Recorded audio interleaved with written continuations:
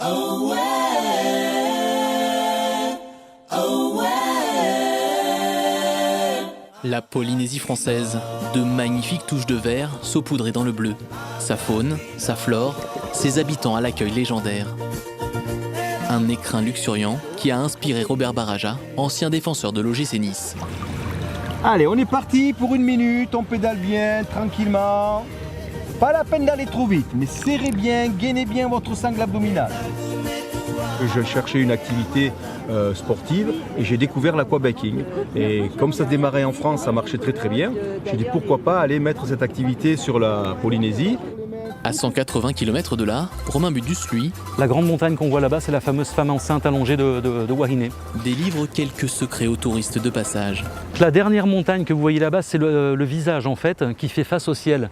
Le point le plus haut, c'est le nez, le deuxième, c'est le menton, on le voit bien là-bas, les cheveux dans la mer. Et il faut superposer à la première montagne pour voir ensuite la poitrine et l'estomac avec le nombril qui est caché par la brume.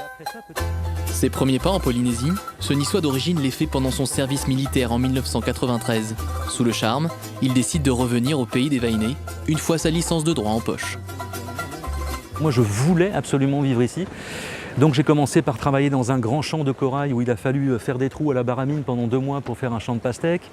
J'ai marié des vanilles pendant plusieurs années. J'ai eu une exploitation agricole de 2 hectares. J'ai fait 10 ans d'hôtellerie. Retour à Tahiti. Robert Baraja nous dévoile quelques souvenirs de sa gloire passée, tout en sobriété. C'est vieux ça, malheur. Quel âge j'avais là? 14 ans, 14-15 ans. Seule une réplique miniature de la Coupe de France remportée avec Metz en 1984 a été du voyage jusqu'aux Antipodes. C'est des souvenirs de rêve quand on a gagné la Coupe de France, quand on a battu Barcelone en Coupe d'Europe. On a créé des amitiés assez sympas. Mais bon, c'est vrai, le passé c'est le passé, ça n'a qu'un temps. La carrière de footballeur c'est une dizaine d'années. Il faut savoir vivre autre chose. À 62 ans, Robert a trouvé son coin de paradis et ne compte plus changer de vie. Quand je rentre en métropole, quand j'arrive à l'aéroport, je vois tous les gens habillés en noir, avec le téléphone, avec leur attaché case. Ici, non, on n'a que de la couleur ici. Ici, partout où tu vas, il y a les gens qui ont des couronnes de fleurs, il y a la mer, il y a le soleil. On a la chance de travailler, mais de travailler, de dire je travaille en vacances, quoi.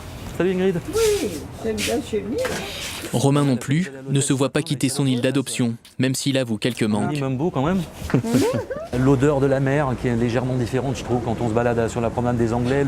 Le silence quand il neige en montagne, tout ce genre de choses. Les bons plats, je suis un peu gourmand, une bonne tartiflette en montagne, ce genre de choses. Une bonne soca, l'odeur qui tourne dans les rues, mais c'est juste pour des sensations en fait. Le gros de ma vie maintenant est ici et je crois que je suis pas prêt d'entrer. Depuis peu, Romain propose son propre tour guidé de Wainé, orienté notamment sur les enjeux écologiques et la découverte des plantes médicinales. Quant à Robert, il garde un œil sur les jeunes pousses du football polynésien.